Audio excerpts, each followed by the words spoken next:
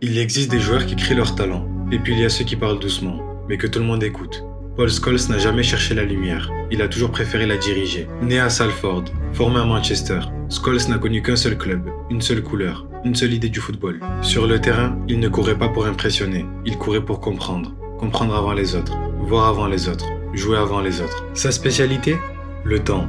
Là où les autres voyaient une pression, lui voyait une solution.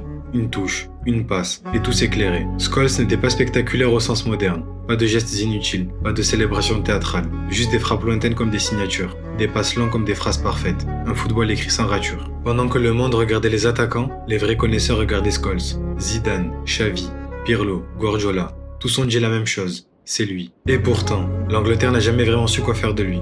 Trop discret, trop intelligent, pas assez brillant. Alors Scholes a fait ce qu'il savait faire de mieux. Il est retourné à Manchester. Il a gagné, encore et encore. 11 Premier League, 2 Ligues des Champions, sans jamais changer, sans jamais tricher. Même quand il est parti, le football l'a rappelé. À 38 ans, il est revenu, non pas pour prouver, mais pour aider. Et il a gagné une dernière fois. Paul Scholes n'a jamais été une star, il était mieux que ça, il était une référence. Parce que certains joueurs veulent être admirés. Lui, il voulait simplement que le jeu soit juste. Et c'est pour ça qu'aujourd'hui encore, quand les joueurs parlent entre eux, ils parlent de Paul Scholes.